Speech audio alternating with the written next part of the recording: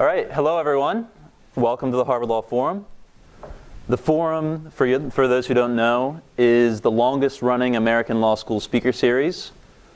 Over the years, we've hosted JFK, Jimmy Carter, Thurgood Marshall, Ralph Nader, Eleanor Roosevelt, Jerry Falwell, Cesar Chavez, Malcolm X, Timothy Leary, the inventor of LSD, and wrestling magnate Vince McMahon. So, take that, Harvard Law Review. This year, as head of both the Forum and the Democratic Law Society, I'm focusing a series of talks on what can be seen as a burgeoning new view of the law, a framework we're calling law and democracy. Law and democracy re-envisions the law as a tool to enable the public to participate in power. That is, a tool to create a democratic society. That's in contrast to the prevailing views of the law we normally see here at law school, whether it's the view of the law as a means to ensure laissez-faire markets and efficient allocation of value, or the view of the law as a mechanism for expert technocratic oversight of society. Rather, in a democratic society, the law's primary rule is to empower the public to construct and participate in the world around them. If you're interested in what that view looks like, what that view of the law looks like, there's a sign-up sheet that'll be going around in a bit, and folks can put their names down to get involved. But regardless of all that, our speaker today, Chris Mackin, has worked tirelessly over the years promoting a more democratic society through democratizing the workplace, where people spend the majority of their time. I'll let Chris explain his own work, but I wanted to emphasize that the thought and debate over democracy at work that Chris engages in is not a new phenomenon. In fact, the extension of democracy into the corporate firm lies at the roots of the labor movement. The Knights of Labor, which was one of the founding organizations of the labor movement and the first post-Civil War labor organization that was open to all laborers, including blacks and women, had as one of their central principles the establishment of, quote, cooperative institutions such as will tend to supersede the wage system by the introduction of a cooperative industrial system. Many people in the early republic, right up through the New Deal, thought that democracy in the corporate firm was an essential component of democracy in the political sector. And as Chris has pointed out in his own recent piece in the New Republic, which you guys should all check out, this labor Republican line of thinking was so important in the US at one point that it was a central theme of a dedication ceremony at our very own Harvard Business School's Baker Library. At that ceremony, the CEO of GE, Owen Young, this was in 1927. The CEO of GE had this to say about the industrial workplace that had enveloped the economy over the past 100 years. He said, quote, "Into these larger scale businesses, we have brought together larger amounts of capital and larger numbers of workers than existed in cities we once thought great. We've been put to it, however, to discover the true principles which should govern their relations. From one point of view, they, meaning workers and capital, they were partners in a common enterprise. And from another point of view, they were enemies fighting for the spoils of their common achievement. I hope the day may come," again, this is the CEO of GE, "I hope the day may come when these great business organizations will truly belong to the men," and women, we would add now, hopefully, "the men who are giving their lives and efforts to them, I care not in what capacity. Then we shall dispose once and for all of the charge that industry organizations are autocratic and not democratic. Then we shall have no hired men." So here to describe to us the path forward to realize this vision of workplace democracy, let's all welcome Chris Mackin to the Harvard Law Forum. Yeah, you gotta take that. Should I put that up here? Hello. Not sure this is broadcasting. I hope it is. Hello, everybody. Good afternoon. Good to see everyone here. And great to hear that setup by Martin, which I will echo some of Mr. Young's material at the end of this talk. So first things first, workplace democracy is the lead idea of our title here. And you may notice that we don't have a lot of it in the American economy today, and it's reasonable to ask why. This talk will share practical methods and policy ideas for how to achieve it, but I want to precede that discussion with a combination of moral and empirical arguments as to why we should have workplace democracy in the first place. I don't assume that everybody is on the same page about that, and I think that the framework is necessarily vague and needs to be filled in. I would say that without compelling moral justifications, what we're talking about here risks becoming just another technique, easily forgotten, with no staying power when the going gets rough. And what's talked about here in terms of the scale of changes is not something that is easy. Without evidence that it works, that people can produce products and services under these kinds of arrangements on a competitive basis, it'll be difficult to enlist people to take this journey. So that's the background. And here's where we're going to go. I want to be able to present some moral arguments that will provide some staying power, hopefully, for these ideas. I want to do a sort of quick bit of intellectual geography in terms of like where does this idea of workplace democracy fit? It's a nice sounding slogan, but how could we make it something with a home? Want to touch on the history, which I'll go quicker now that that Martin has helped with that. Then we'll talk about employee ownership, where it's actually happening. And this is, by way of background, this has been my career. I've been working in the field of employee ownership since 1978 for 40 years. Started with a nonprofit up Massachusetts Avenue here we were sponsored by the American Friends Services Committee, a group called the Industrial Cooperative Association.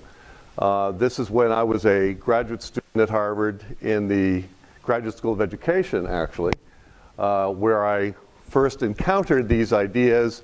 I was someone who was doing school democracy, but I read the labor history, the labor Republican tradition, and I was meeting historians and economists, and I just fell in love with this idea.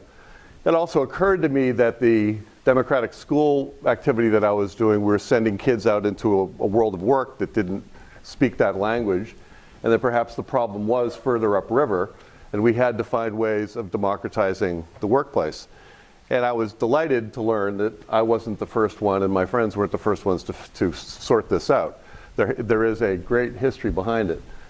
So we'll talk about that, we'll talk about some facts and figures, then we'll talk about a policy idea that's also in the title, of what's going on in the present in this Employee Equity Loan Act. And then, in conclusion, there are some killer quotes that I'm hoping will keep you in your seats to the end that are particularly designed for a law school audience, which I hope you might find interesting. This entire presentation, by the way, is up on christophermackin.org, so you can go through it at your leisure if you'd like. Okay, background, framing the topic. The moral case. And then we'll talk about locating this and then the historical roots. So first, the moral case. There are three arguments to focus on here. The first one is economic inequality as wealth inequality, and the ways in which worker ownership, employee ownership of businesses speaks to wealth inequality as a distinct construct. A second moral frame to talk about is that democracy has been on an incomplete journey, and these ideas help complete it. A third, and most controversial, and perhaps novel to your ears, claim is that employment law that you learn in this law school and that we accept and is right under our noses is the institutionalized acceptance of the renting of human beings, and that is a problematic concession made long ago that can be reversed and that we need to understand in order to see the depth of the difficulties we're dealing with. I recognize that we also have to, again, not just make moral arguments, but supply you with some evidence that these ideas are not a fantasy. And there are academic colleagues of mine. I teach with some of them at Rutgers part-time now. Richard Freeman here at Harvard is has been one of the scholars that's been doing work on this for a long time. We'll get around to talking about that. So let's go through the moral arguments first. And the first point is that inequality is more extreme in wealth than it is in income. This is not commonly understood. And I would claim that our grasp of the problem of economic inequality, as even educated people, is still primitive. When people talk about economic inequality, they generally jump right to wages and to income and into paychecks. You're more likely to hear income inequality as the problem than wealth inequality. Well, it's a fairly simple fact when you think about it, that in some senses, paychecks are just a symptom or a surface manifestation of an inequality problem. And wealth is in some sense stored income. And it's a different value construct. It's one that if you have it, particularly in the form of assets, this is something the rich know very well, the wealthy know very well, is that it can grow as you sleep. It provides a certain kind of foundation and security that income and paychecks will never provide. We should all be campaigning and working hard for things like the $15 an hour minimum wage, but if we're not doing anything to attack this wealth problem, I fear we're not going to get very far very fast. Here's a statistic, rather dramatic one. You may remember from the Federal Reserve in Boston did a study that this is no typo. The median net worth of black Bostonians is $8. That's the wealth. That's a statistic that sort of rams home to me the importance of wealth as a construct when we're talking about inequality. We should care about this gentleman's paycheck, but the fact that he and his family have $8 of wealth is certainly a problem. And here are some more detailed statistics, and those of you who want to study wealth and be able to sort of focus on this as a category, I recommend to you the work of New York University professor Ed Wolf. He's the lead scholar in this field. This is a recent book from Harvard University Press, Century of Wealth in America. And look at what he shows. The bottom 90%, this is just financial wealth, okay? There are it's a longer discussion to get into, but in terms of financial instruments and forms of financial wealth, business equity, which is equity mostly in closely held, privately held businesses, the bottom 90% of American society owns 6% of business equity. And the top 1% owns 63%. And we could go do the 1% within the 10%, the 0.1%, and it gets even more concentrated. But this at least illustrates the beginning of the problem when we begin to think about what we're facing as a wealth inequality challenge.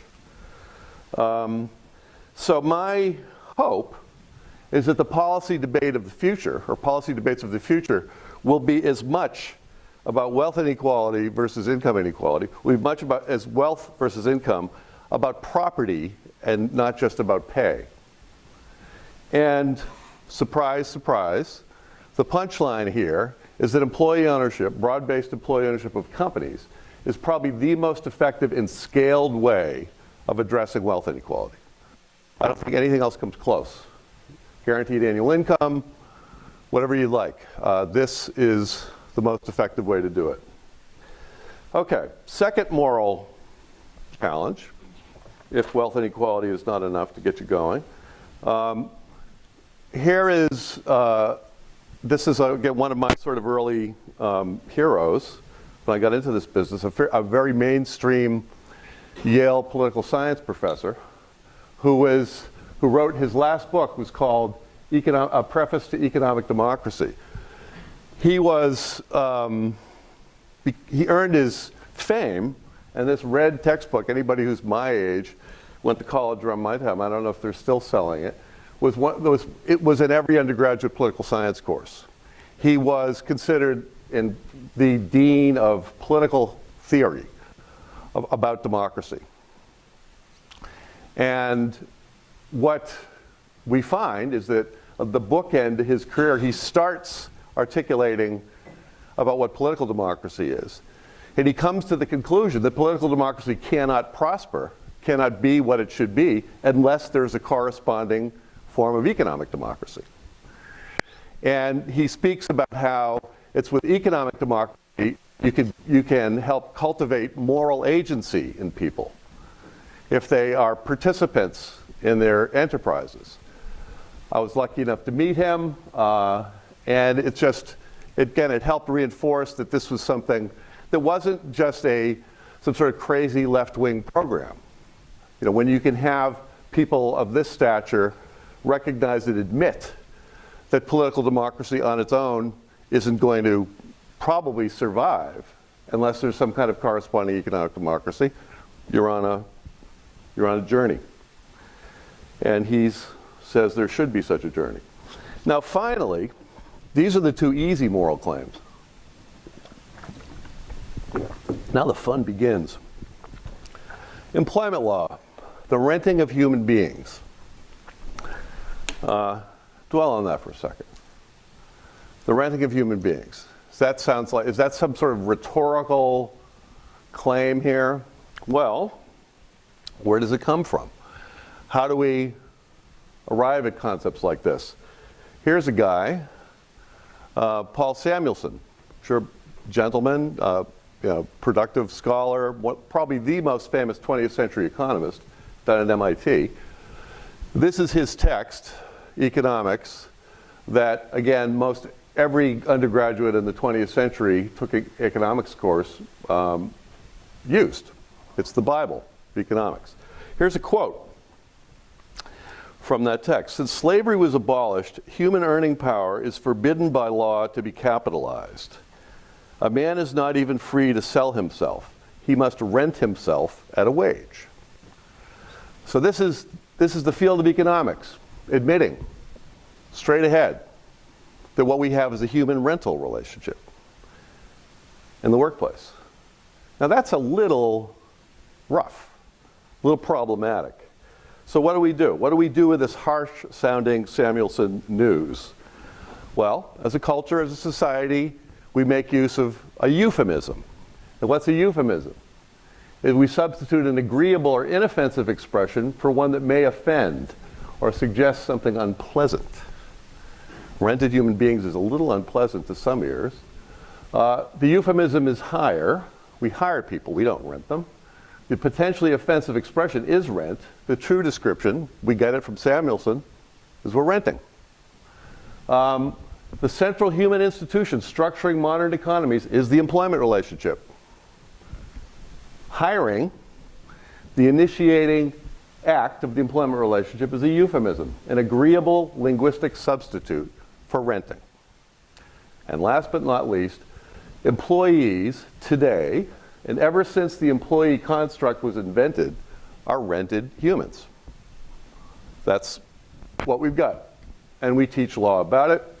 And really, the only right employees have, if they don't have some kind of protection from a union contract, is to quit. It's seen to be a contractual relationship, and that's seen to be, in sort of mainstream intellectual disciplines, to be sufficient. Some would beg to differ. And here's a guy who begs to differ, my friend who we started in 1978 doing this work, the most productive scholar and original thinker in this field, a guy named David Ellerman. He calls himself a neo-abolitionist these days. A lot of his critique of the employment relationship in particular comes out of studying anti-slavery movements and studying the coverture marriage contract, studying slavery through the ages, including here in the 19th century of the United States. David says that responsible human agency is inalienable. Just as we overcame slavery with the claim that human beings are inalienable, they can't and shouldn't be bought and sold. David claims responsible human agency is inalienable and cannot be rented. Therefore, the modern employment contract is invalid. It's fraudulent. Managers and workers, instead of being employers and employees, should work for themselves in enterprises structured as democratic social institutions competing in regulated market economies. That, to simplify, is his affirmative position. This isn't just to take down the employment relationship, it's to substitute it with something that recognizes human agency and human responsibility. A couple of illustrative quotes that are great. I'm risking the camera angle. The contract to rent human beings is an institutional fraud legally sponsored by a society based on renting instead of owning other humans, so that the positive and negative fruits of the rented people can be appropriated by the employer. That is the basis for the neo-abolitionist claim that the employer-employee contract for the renting of human beings is inherently invalid. One more. The fact that a whole economic civilization is founded on a bogus contract, lawyers of the future, the contract to rent human beings to transfer what is untransferable is unbelievable to most people, which is why so much false consciousness needs to be socially constructed to sustain the system. While the earlier systems of legalized violations of human rights, chattel slavery, feudalism, coverture marriage contracts, had their platoons of intellectual cleric hirelings or mercenaries, no previous system had anything approaching the sophistication of orthodox economics, political science, legal theory, and other social sciences. There's lots of papers, lots of books. It's very productive. There's lots to go there. And as a matter of fact, David is going to be in town Monday, October 29 through Thursday, November 1. If I was a law student here and I was interested in what's been presented, I'd see to it that he be invited over for a chat. And he'll be staying at my apartment in Harvard Square. Okay, so let's see. Let's summarize. We're going to getting through these moral claims. You like inequality? You like the incomplete journey? Or do you like the renting of human beings? Those are reasons to dig into this issue, for those of you who are looking for reasons. Then we got to do some evidence, because you've got to be Pareto optimal. You have to show that this actually works and that you're not sacrificing efficiency to make it work. And guess what? We could solve that. We can answer that claim. Quick little thing here about intellectual geography. This is, I'm being a stickler. So workplace democracy, I like that. It's an okay idea, but where does it fit? What does it mean? Is that going to be how we're going to call this going forward? I'm not sure. I like a broader notion, borrowing from Dahl, in some sense, of economic democracy, with workplace democracy as the sort of biggest subset of that. There are other reform ideas, pick your favorite, that might be called economic democracy. They don't have anything to do with the workplace. They're all wonderful ideas. We're centrally focused on the workplace and on production and on property as the sort of fundamental institutions to change the economy. And within that workplace democracy frame, what do we have? We really have two ways of looking at that. We've got standard union management collective bargaining, the achievements of collective bargaining that have happened against great odds over the years, certain kind of negative power, certain kind of limitation of the rental relationship. It's on its heels now, it's not strong, and in some sense, it doesn't get to the heart of the matter, which we'll talk about. And the second idea is employee ownership. And it's private sector, we're talking about stock, we're talking about ESOPs and cooperatives, we're talking about a general idea of labor hiring capital, and we're talking about the employment relationship, ending human rentals, no hired men, as Mr. Young said. Okay, and now quickly on historical stuff, because Martin did do this, I recommend to you this book. Those of you who want to get excited about how it isn't a brand new idea.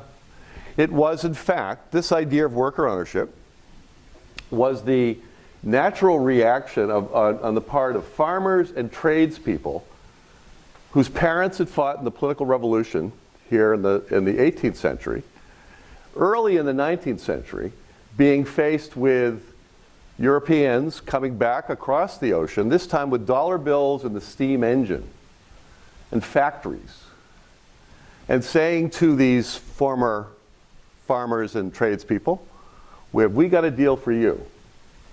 We want you to be an employee, and you're going to work for us under these sorts of conditions. You don't have to worry your pretty little heads about anything. You just work your 10 hours initially, and then it became 8 hours. And we get the profits, and we're on our way. Well, there were people, and there were people of the labor movement of the 19th century who said that is the worst idea you could ever imagine. Go back to Europe. They started cooperatives. They started them, a lot of them around here in Massachusetts, in Stoneham and Lynn, and they made barrels, they made rope, they made shoes. And what they decided to do when faced with this proposition was to pool their resources, and they recognized that it made more sense to make 1,000 shoes a week than 100 shoes in the small shops. So they pooled their resources and they formed cooperatives. And for at least one generation, or one, probably, the science is clear on this, but it looks like for about one generation, they competed with the employer-employee model. But guess what? They weren't able to replenish their capital stock. They weren't able to bring in the newest steam engine, the newest sewing machine. And so they lost out to the European competitors who had a lot of money to burn from centuries of feudalism to be able to drive home that no, the industrial structure that shall prevail is the employer-employee structure. And this idea, this resistance, went under the waves, except people wrote it down. And if you study it, this is the first stage of the American labor movement, before the AFL-CIO.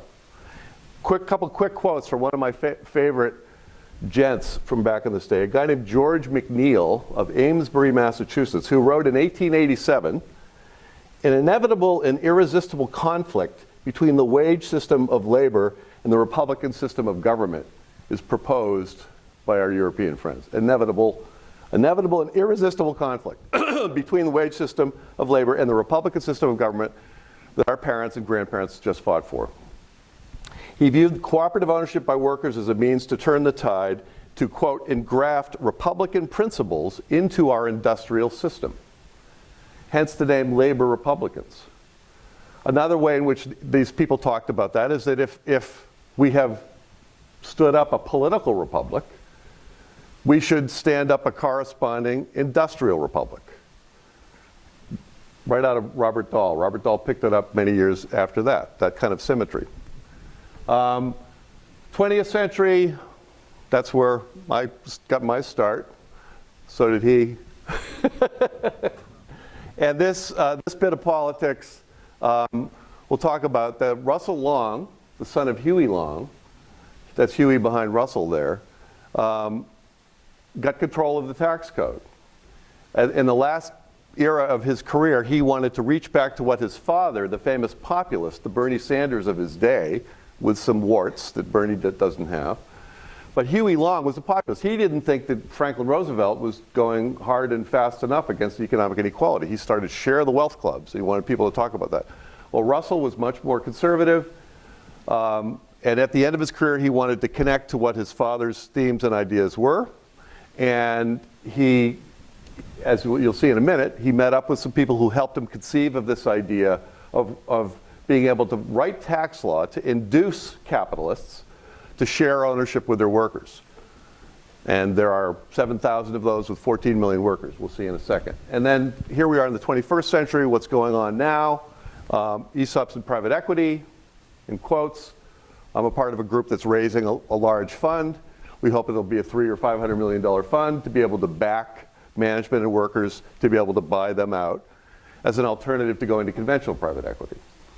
There's also a revival of the cooperative movement. There's this platform cooperative stuff that was talked about a year ago when I came to a session here. There's some interesting stuff going on, and there's some legislative ideas. So this is just to put it in history. All right, what is employee ownership? That was a long setup, I apologize, but that's the fun I have. Okay, I know this other stuff cold. So, employee ownership. This really happens in 4 ways.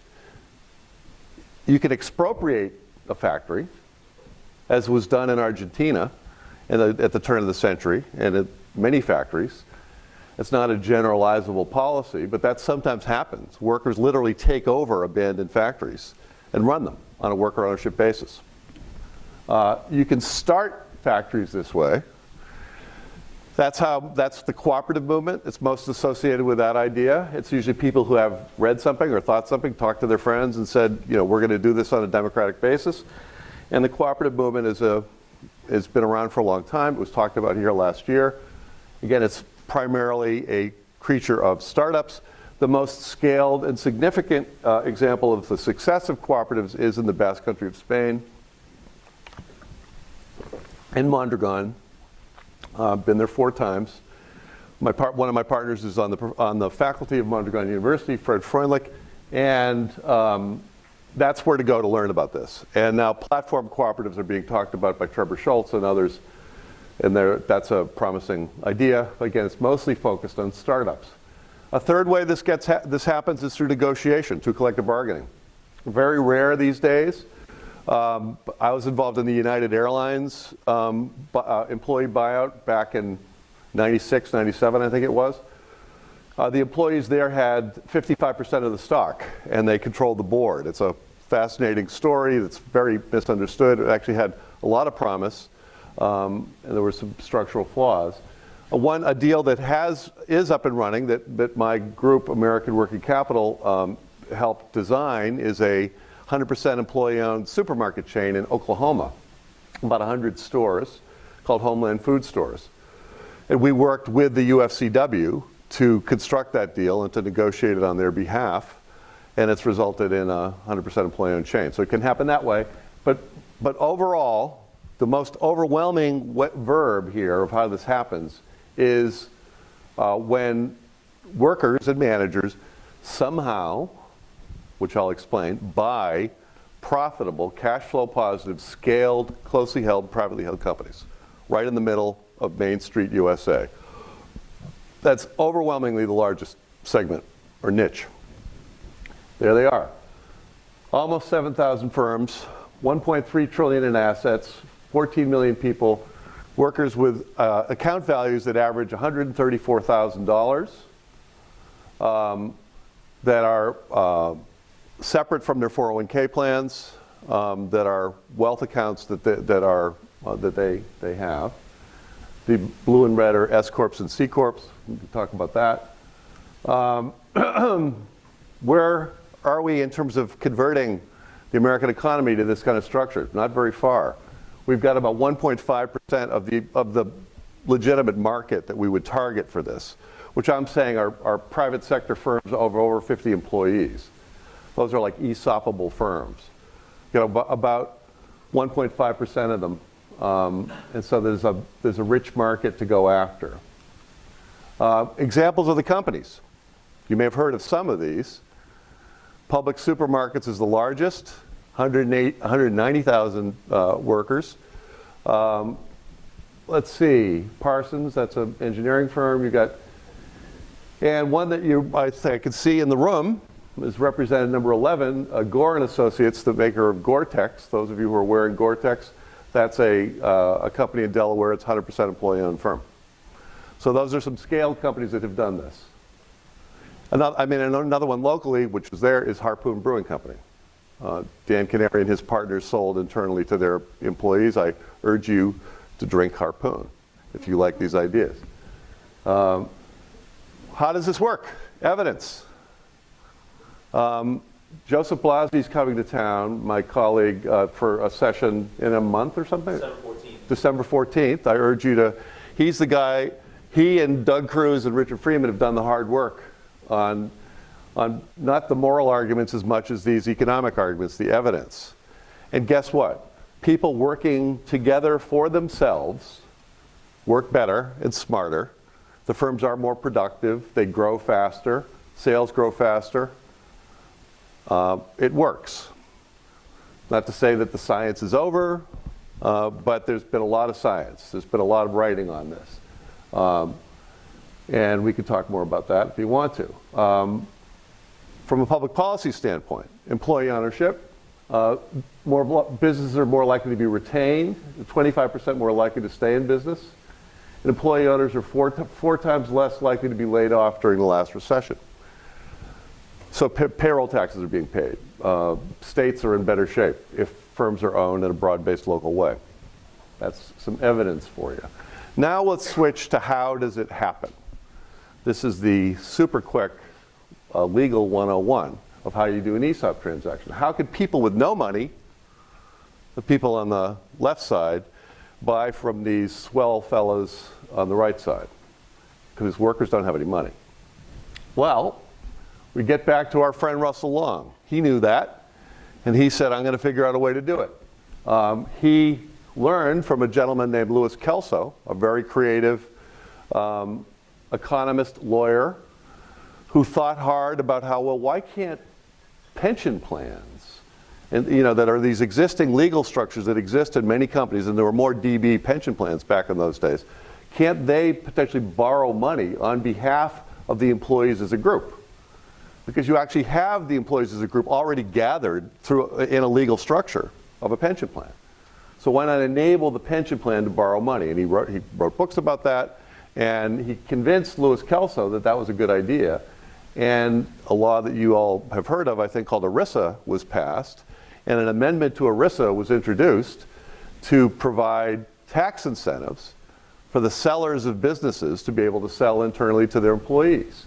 So companies, there's the company, create trusts, employee stock ownership trusts, a new kind of benefit plan, an additional benefit plan. And what happens is that the trust goes to the bank and borrows the money. Employees are not coming out of pocket. The seller has to want to do this because the collateral for the loans is the assets of the firm. Why does the seller want to do it? Well, one of the reasons is that Russell Long put some tax incentives in there. If you, in the partners at Harpoon, as our local example, if you sell internally to one of those trusts, you pay no capital gains tax. That's the easiest to understand incentive that Long put into the law. Further and deeper, if firms are 100% employee owned, they pay no corporate taxes. They're a pass-through corporation. And that's what's led to their growth. So it's a benefit plan that can borrow money. It has to be inclusive. If you're going to do this, you can't say this side of the room participates, that side can't. It's like a 401k plan, the same rules, and it's tax favored. And that's what's driven the statistics that you saw. Now let's talk about policy and politics. There's a problem. We only have 1.5% of the available companies. And there's been slow growth of the ESOP field in recent years. So why? Well, first problem is time. Sellers eager to make a decision. There are willing buyers, there's strategic buyers of private equity waiting right outside the door to be able to gobble up these companies. There are advisors and brokers who are close to these business owners who don't know what the heck this is and are more likely to advise on a conventional sale. There's cultural confusion. How can low wealth employees possibly buy companies? And that one would think that this is a bottom-up thing if the workers are buying the firm. Well, in fact, I'm going to address this. This is mostly a top-down consideration. It's adopted as an idea because the seller or the owner thinks it's a good idea. And I should say that many of those owners are not just driven by the tax proposition. Many of them, knowing that they're going to get a market price for their assets, like the idea of selling to their employees and prefer it to selling to private equity or to strategic people.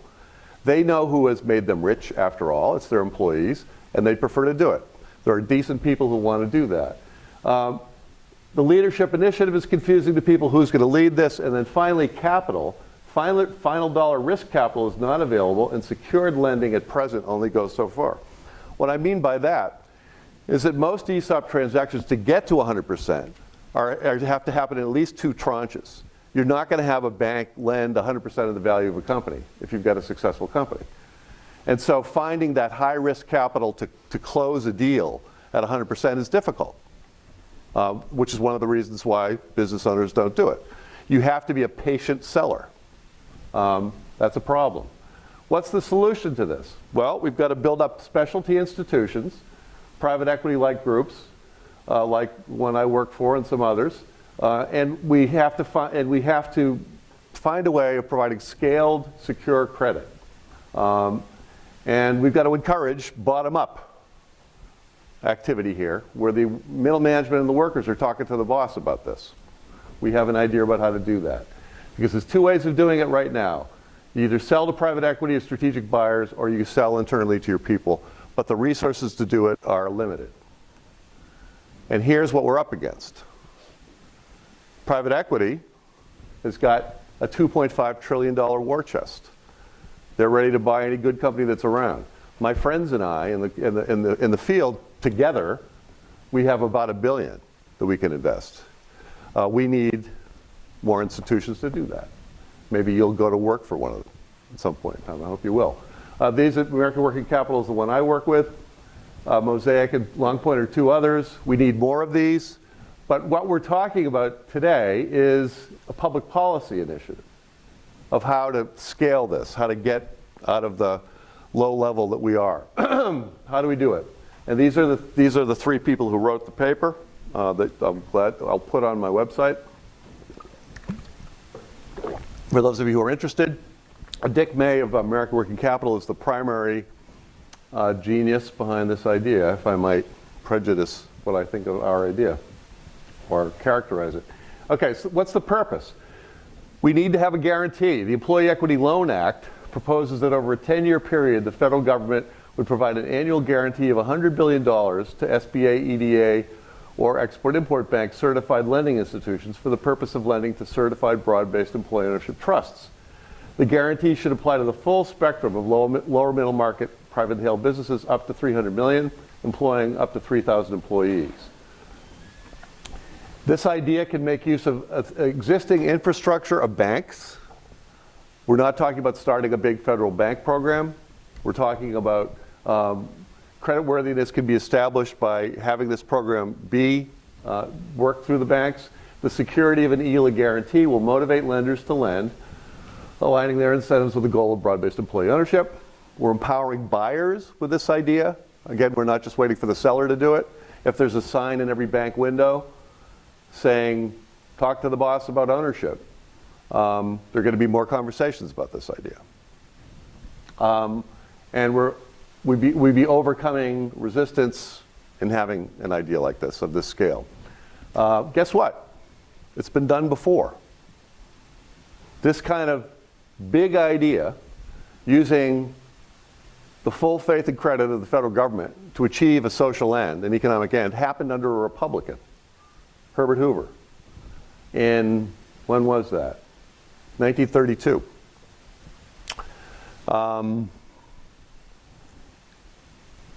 What did they do? What he did was to provide federal home loan guarantees through the Federal Home Loan Bank Act that allowed people with little or no savings, like workers have little or no savings, to buy homes. This is a policy that obviously extends to today. It's arguably created an American middle class. It was focused on housing stock. It was birthed at a time when there was concern about inequality that is, I believe, worse now. So if we care about scaled ideas, we go back to the playbook. Franklin Roosevelt implemented most of this. But to be fair, the idea came from a Republican, from Herbert Hoover. How would we do it? Where would we administer it? Those are three agencies that administer federal credit programs right now: the SBA, the EDA, and the Export-Import Bank. I would like to get this out of the SBA, frankly. I'd like it to be in the EDA. I want to get this idea out of the image that it's a small business thing. I want to be able to use an idea like this to go after scaled companies. That's how you would do it. And what kind of impact would it have? What would it do about that problem of the black guy with $8 of net worth? We started this this presentation with? Well, here, because of our friend Ed Wolf, we could see the 5 family wealth quintiles that exist in the United States right now. The bottom 3 we see quintiles. 60% of the American population has no more than $17,000 in savings or net worth. 60%. That sounds like Herbert Hoover bill to me in terms of the emergency of inequality. What would this idea do if you were able to fully deploy the money? Over a 10-year period of time, the rich get richer, but the bottom 60% begin to accumulate wealth accounts of a kind that they would never be able to get by saving from their paycheck. $15 an hour or whatever. It's only by having an ownership intervention that that kind of wealth can be accumulated by ordinary people. Realities of politics, doing something like this. Incremental change versus big picture change. Well, here's Kirsten Gillibrand. She's interested in this idea, and God bless her. She just passed a bill this summer to try to promote and to grow awareness about this. But it doesn't. There's no economics associated with it. There is a loan guarantee program that exists already with the SBA of limited at $5 million. That's great, but it doesn't really move the needle. Along comes Elizabeth Warren with her Accountable Capitalism Act. Great idea. No mention of ownership, no real financial dimension. There's just an implicit hope, I'm assuming, I'm reading into it, that if you have 40% of the members of a board of directors being workers, that they're going to somehow influence the policy with management and workers are going to get a pay raise. Well, pay raises are not really the heart of the problem. Ownership and control is the problem. And here we are with our ELA idea. We want to amend these agencies. We want $10 million to $500 million guarantees, not $5 million ones. And we want to enlist the participation of existing banks, and we want to stand up and start conversations inside companies. That'll probably be led by some combination of middle management and workers saying, hey boss, you're getting a little long on the tooth. What are you going to do with the business here? We understand your kids don't necessarily want it. You know about this ELA program? We can make a deal. That's what I hope would happen with something like this. Okay, so summarize this. This is too much. Whatever, I'm not going to go to that. I want to conclude, law students,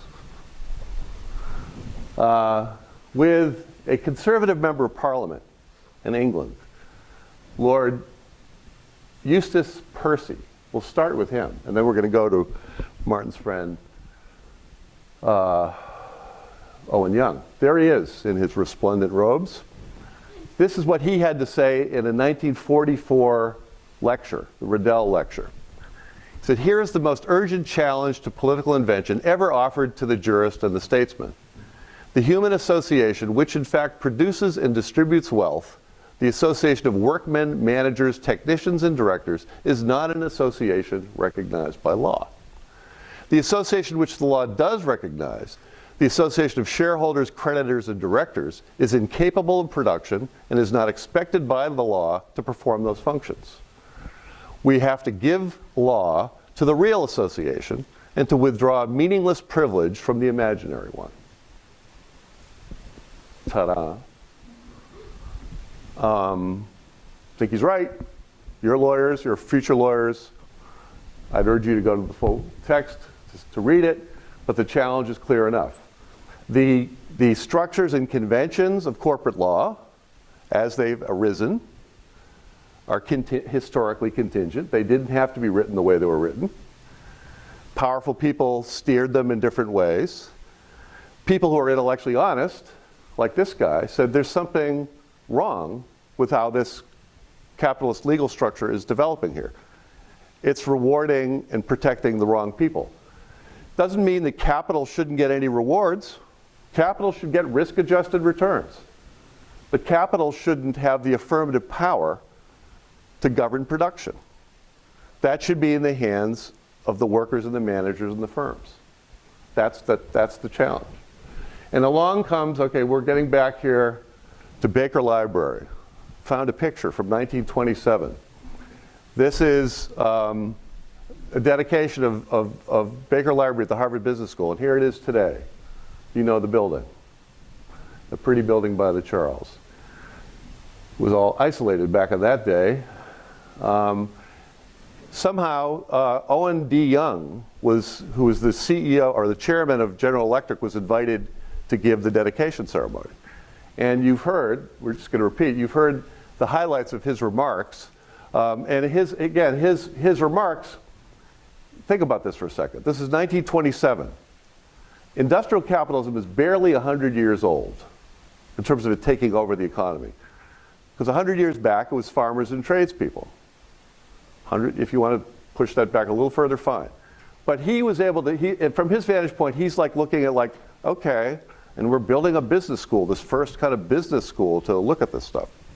Well, this is what he had to say. I'm just repeating what Martin said.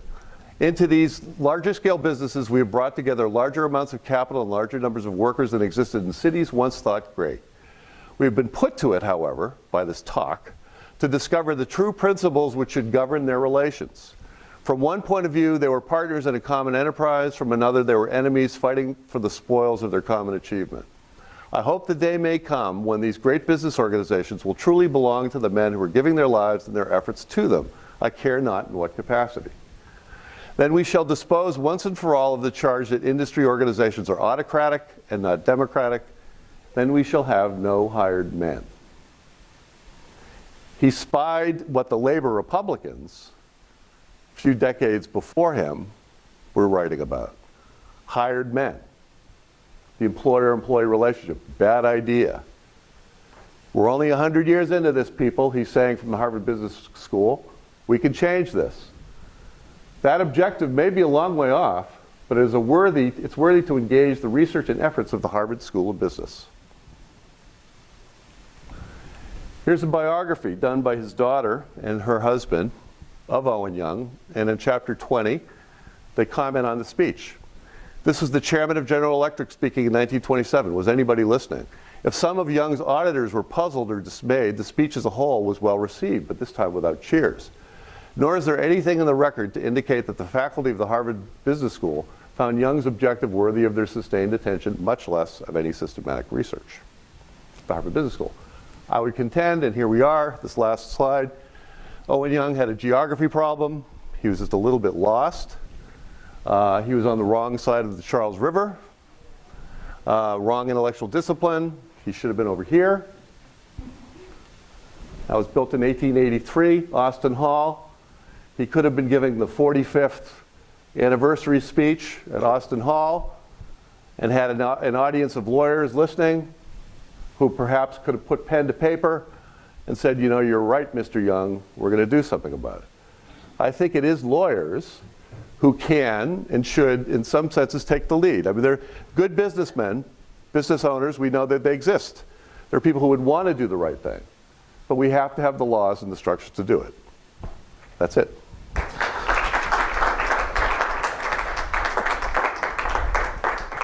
So, not much time